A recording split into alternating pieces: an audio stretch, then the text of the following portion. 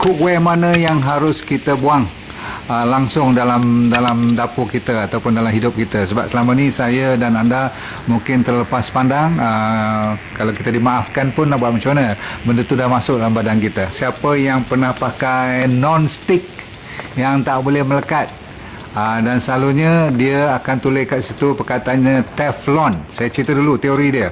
Dan berapa lama you dah pakai? Setahun ke, 2 tahun ke, atau dah bertahun-tahun? Di dalam tu you nampak tak? Boleh nampak semua? Okey, saya duduk jauh sikit. Kalau you tengok dia tulis kat situ Teflon, sebab Teflon ni branded. Okey, dia siapa-siapa saja nak pakai coating Teflon tu, dia kena tulis perkataan Teflon sebab dia ada patent right dia. Tetapi dia tak cerita kat kita, rupa-rupanya selepas beberapa ketika bila you boleh buat line kat sini, dan you punya ni pun dah nampak sikit, kalau you fokus rapat kat dalam periuk saya ni, nampak line-line bercala. The most dangerous is called Teflon ataupun non-stick. Tak payah Teflon lah, kadang-kadang ada brand lain yang dia tulis kat situ non-stick. Non-stick ni selalunya dia pakai plastik polimer. Tahu plastik tak? Plastik dia ada special polymer dia, mixture dia, lepas tu dia coat. Lepas tu ada satu yang paling dangerous dalam Teflon ni, namanya PTFE, polytetrafluoroethylene. You dengar perkataan ethylene tu, kalau atas pada 200 degree centigrade je, dia mula keluarkan benda-benda FE ni. Dan yang ni boleh menyebabkan, kalau you selalu masak pakai Teflon punya bahan ni, dia boleh pening, boleh migraine, boleh chills, kadang-kadang jadi sejuk, kadang-kadang jadi macam demam, tak pasal-pasal. Tapi yang penting tu bukan masa makanan tu you makan saja dah masuk bahan-bahan ni, tetapi masa you tengah masak tu lagi dahsyat. Okay, so dia orang putih panggil toxic fumes. Jadi keluaran wap dia tu, asap-asap dia semua tu adalah boleh sampai melumpuhkan otak kita dan paru-paru kita. Dia boleh merosakkan.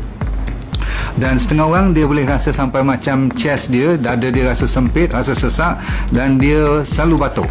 Jadi kalau you masak pakai bahan Teflon dan you selalu batuk-batuk dan rasa macam nak kena heart attack tu, memang dah teruk, dah lama masuk kod dalam you punya hidu. Okey, satu. Nombor 2, selain daripada PTFE, dia juga ada PFOA, nama pun perfluoroaltanoic acid.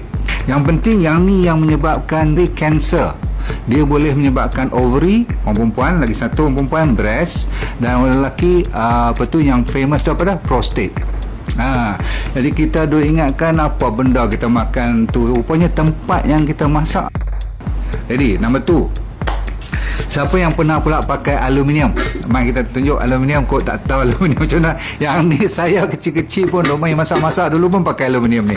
Daripada tok nenek kita zaman berapa tahun ni kan. Betul tak? Kita pinjam mak tok kita semua dulu, kita pergi masak-masak semua. Ni masak betul-betul masak. Inilah dia.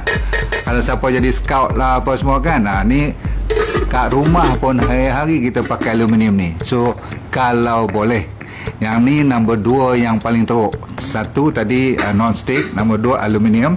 Dan kalau you tengok foil dia pula, foil, kenapa aluminium ni dangerous? Sebab apa? Aluminium ni dia boleh merosakkan, orang panggil thyroid toxic, thyrotoxic, thyroid. Dan satu lagi dia panggil neurotoxic. Neuro tu maksudnya nerve. You bayangkan kalau thyroid kita dah jadi rosak, tak boleh lagi nak pakai, berapa banyak jenis enzim hormon kita yang jadi berkelang kabut, betul tak? Nombor 1. Nombor 2, neuro pula. Neuro maksudnya saraf ni dahsyat kan. So sehinggakan dia boleh mengganggu otak, boleh menjadikan sampai Alzheimer's. Pernah dengar Alzheimer's? Penyakit orang tua yang lupa-lupa dan sebagainya tu, kita dah awal-awal dah boleh menyanyuk dah. So jaga baik, sebab apa? Dalam aluminium ni, bila dia keluar je, aluminium adalah toxic. Dia dikira heavy metal. Jangan main-main Dia boleh merosakkan jantung, buah pinggang dan otak. Huish. Jantung, buah pinggang, otak, habis lah kita Okay. Dan kalau you campur dengan bahan asid seperti limau, you duk ni lah perah limau banyak sangat dalam tu, asam jawa dan sebagainya, termasuklah yang paling dahsyat bila you pakai foil ni. Yang ni foil, you pernah tengok kan foil? Foil, I think you know, you beli ni, you tarik ni. This one, kalau takat you balut je nak bagi tahan panas ke sikit-sikit. Nak balut dalam balutan ni ada lagi you punya bahan mangkuk you ke, ataupun you punya ni lah bahan-bahan seramik you nak balut dia, tak apa, nak bagi tahan panas. Tapi kalau you masukkan ikan, selalunya kan kita masuk ikan, lepas tu kita bubur perencah dia punya ni lah, all the sambal semua tu, lepas tu kita pegah pula limau, cun. Dan limau dengan panas, dengan aluminium foil ni, this foil is worse than you punya aluminium periuk tadi. Seterusnya nombor 3 ialah copper. Copper ni Melayu kata apa? Copper tak? Kita tak ada lah copper. Saya tak simpan copper. Saya duk pergi makan je kedai-kedai yang ada copper ni. You tahu kat mana kedai mana? Cuba bagi tahu Ustaz. Kedai seperti kedai Northern Indian food, faham tak? Kedai-kedai India. Mereka suka pakai ni sebab memang mereka campur copper dengan brass. Bezanya copper dengan brass, dua-dua saya tengok ahli bahasa tembaga. Cuma tembaga ni konsepnya red metal, they call it. Red metal ada 3, copper, brass dengan satu lagi gangsa ni bronze. Gangsa. Tetapi gangsa okey, brass masih okey, tapi copper tak okey. Sebab tu copper sebenarnya dia lembut. Kalau you tengokkan dari segi sains, copper yang paling lembut antara 3 ni, dan dia yang paling senang keluar bila you masak menggunakan copper atau bahan-bahan air panas dan sebagainya. Copper ni kalau banyak sangat poisoning, dia akan menyebabkan you boleh vomit blood, you boleh muntah darah, dan you akan mendapat kerosakan GIT, gastrointestinal tract. So jaga baik-baik. Dia boleh react dengan acidic food, dan dia boleh beraksi juga dengan minyak-minyak. So berhati-hati.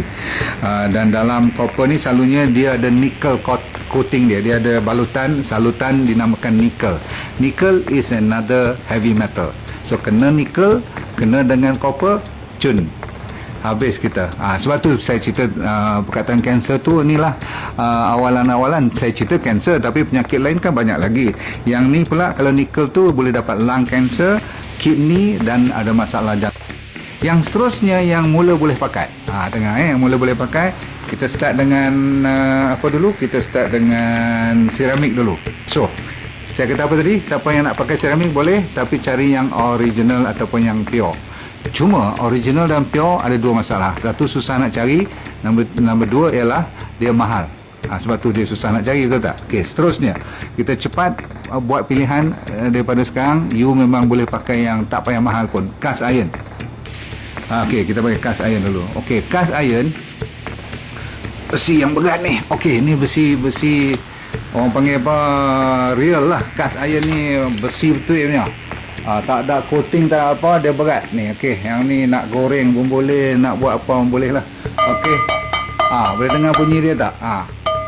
Okey, ni cast iron ni memang recommended, boleh pakai. Okey, cuma isunya ialah dia kalau you tak jaga, dia boleh berkarat, dan you kena cuci selalu. Lepas tu bau minyak sikit, you simpan elok. Okey, dia tak gaduh ada coating, tak ada coating. Next, lepas cast iron, brass, tembaga boleh pakai, jangan copper. Lepas tu glass macam ni, nampak macam biasa je, tapi kalau dia tahan panas yang kata boleh masak, you pakai glass. Paling selamat glass. Okey, saya dah beritahu glass is very good. Boleh tukar lagi, kita ambil lepas glass, gangsa pula, tapi saya tak ada periuk gangsa, orang panggil bronze ni. Kedai-kedai India banyak lah kan. Semua ni daripada brass, glass, bronze pun, gangsa-gangsa semua ni kalau you dapat beli, dia hampir 90% lebih zat makanan boleh disimpan. Tiba masanya saya bagi you top yang saya pilih, dan ramai orang dah buat kajian pun betul, daripada tanah liat. Clay pot is among the best. Saya minta maaf besar sikit ni, hampa semua tahu kan.